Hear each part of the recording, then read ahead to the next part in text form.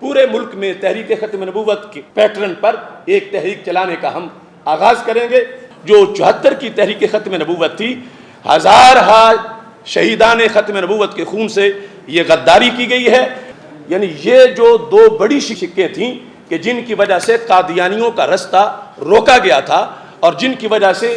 جو امتناع قادیانیت آرڈیننس سے اس کو تحفظ فراہم تھا کہ یہ لوگ تبلیغ نہ کریں اپنے ارتداد کی اور یہ اپنے دائرے میں رہیں، یہ دونوں حصے ختم کرنے سے ہم یہ سمجھتے ہیں کہ قادیانیوں کے لیے بحیثیت مسلمان اپنے آپ کو شو کر کے قومی اسمبلی کے رکن بننے کا موقع فراہم کر دیا گیا ہے۔ اس میں جو ہمارے لحاظ سے سب سے اہم بات ہے وہ قانون ناموس رسالت اور پھر امتناع قادیانیت آرڈیننس، ان کے اثرات اور ان کے مقاصد، اور اس لحاظ سے کل کے بل کے اندر جو ترمیم ہوئی وہ ہم ایمان پر، مسلمانوں کے اجماعی عقیدے پر اور قرآن و سنت کے پیغام پر ایک شدید حملہ سمجھتے ہیں۔ اس سلسلہ میں جو the conduct of general election order 2002 وہ میرے پاس موجود ہے، جس کے اندر 7B اور 7C دو سیکشن موجود ہیں، اور یہ دونوں سیکشن جو ہیں وہ کل جو بل منظور ہوا ہے اس سے ان دونوں کو حذف کر دیا گیا۔ یہ 2002 کا election to the general seats اس کا یہ پروسیس ہے، اور یہ 2017 کا ہے، اور 2017 سے یہ دونوں سیکشن ختم کر دیے گئے ہیں۔ 7B کے اندر اس چیز کو رکھا گیا تھا، کوئی نئی چیز نہیں بنائی گئی تھی، بلکہ اس میں یہ 2002 میں یہ واضح کیا گیا تھا کہ 1974 کے اندر جو امتناع قادیانیت آرڈیننس بنا، اور 1973 آئین پاکستان میں جو مسلمان کی تعریف ہے کہ وہ عقیدہ ختم نبوت پر یقین رکھتا ہو رسول اللہ صلی اللہ علیہ وسلم کی رسالت کے ساتھ ساتھ، تو اس میں یہ کہا گیا کہ پاکستان کے اندر جو بھی تبدیلیاں ہوں گی مسلمان کی وہی تعریف رہے گی جو 1973 میں رہی تھی۔ جو اپنے آپ کو احمدی کہلواتے ہیں،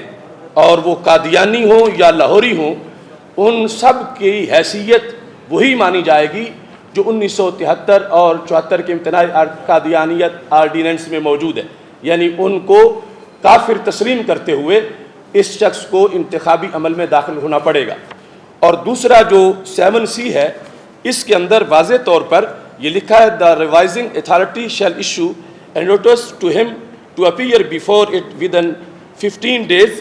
and require him to sign a declaration regarding his belief finality of the Prophet of Muhammad sallallahu alaihi wasallam of the Prophet Muhammad sallallahu alaihi wasallam کہ اگر کسی شخص کے خلاف شکایت آ گئی الیکشن کمیشن میں کہ یہ قادیانی بندہ ہے یا نبوت کے لحاظ سے اس کا عقیدہ صحیح نہیں، تو الیکشن کمیشن اس کو نوٹس جاری کرے گا کہ وہ 15 دنوں کے اندر اپنی صفائی پیش کرے، اور اگر اس نے اپنی صفائی پیش نہ کی تو پھر اس کو الیکشن میں حصہ لینے سے روک دیا جائے گا۔ یعنی اس کے اندر صفائی کس چیز کی پیش کرنی ہے کہ وہ حضرت محمد مصطفیٰ صلی اللہ علیہ وسلم کو آخری نبی تسلیم کرتا ہے۔ یعنی یہ جو دو بڑی شکیں تھیں کہ جن کی وجہ سے قادیانیوں کا رستہ روکا گیا تھا، اور جن کی وجہ سے جو امتناع قادیانیت آرڈیننس سے اس کو تحفظ فراہم تھا کہ یہ لوگ تبلیغ نہ کریں اپنے ارتداد کی اور یہ اپنے دائرے میں رہیں، یہ دونوں حصے ختم کرنے سے ہم یہ سمجھتے ہیں کہ قادیانیوں کے لیے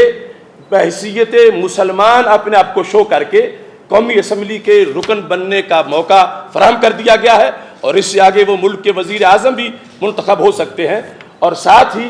وہ پہلے ہی سازشوں سے باز نہیں آتے۔ یعنی پاکستان کے خلاف سازشیں، ایمان کے خلاف سازشیں ہر وقت وہ کر رہے ہیں، لیکن اس بل کے پاس ہو جانے کے بعد ان کو ایک تحفظ مل جائے گا کہ وہ مزید اپنا ارتداد وہ واضح کریں گے، جو کہ کسی لحاظ سے بھی پاکستان اور ایمان کے لیے وہ نیک شگون نہیں ہے۔ لہٰذا ہم یہ سمجھتے ہیں کہ 1954 میں اور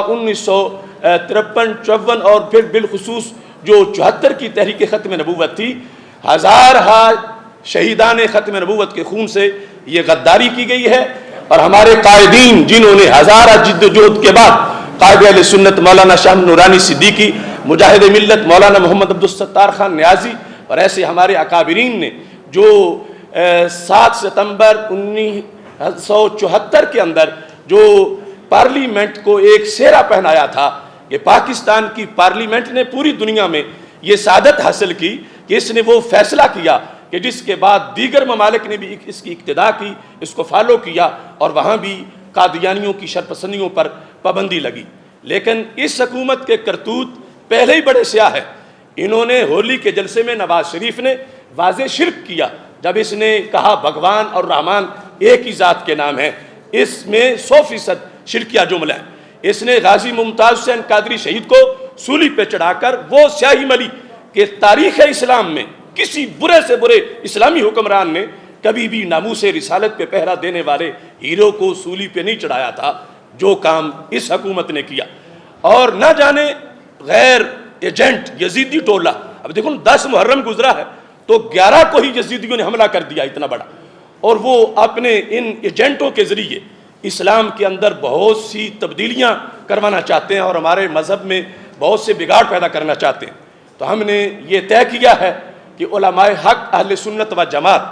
تنظیمات اہل سنت اور علماء و مشائخ، چونکہ تحریک ختم نبوت یمامہ سے لے کر پاکستان تک، پارلیمنٹ تک وہ اہل سنت نے منظم طریقے سے چلائی، تو اسی کو تسلسل کو پیش نظر رکھتے ہوئے ہم انشاءاللہ اس کے لیے اپنا حتمی لاہ عمل اور حتمی فتویٰ صادر کرنے کے لیے 10 اکتوبر کو لاہور میں آل پارٹیز کانفرنس ہم نے طلب کر لی ہے، کہ جس کے بعد ہم اپنے مستقبل کا لاہ عمل پورے ملک میں تحریک ختم نبوت کے پیٹرن پر ایک تحریک چلانے کا ہم آغاز کریں گے۔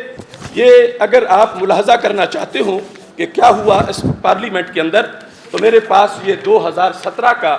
موجود ہے ان کا الیکشن پروسیس، اس میں اور 2002 کے اس پروسیس کے اندر واضح یہ فرق بھی موجود ہے کہ اس کے اندر لکھا ہے کہ declaration and oath by the person nominated, یعنی اوتھ حلف کی ایک مستقل حیثیت ہوتی ہے اور محض ذکر کرنے کی ایک مستقل حیثیت ہوتی ہے۔ تو اب جو ہے وہ اوتھ کا لفظ اس سے کاٹ دیا گیا، یعنی صرف جو ہے وہ اقرار نامہ رہ گیا ہے، حلف نامہ ختم ہو گیا ہے، اور حلف نامے سے ختم نبوت جو ہے اس یقین کو معاذ اللہ ان لوگوں نے نکال دیا ہے۔ تو اس واسطے اس ظلم پر ہم چپ نہیں رہ سکتے، ہم اس سلسلے میں بھرپور تحریک چلائیں گے۔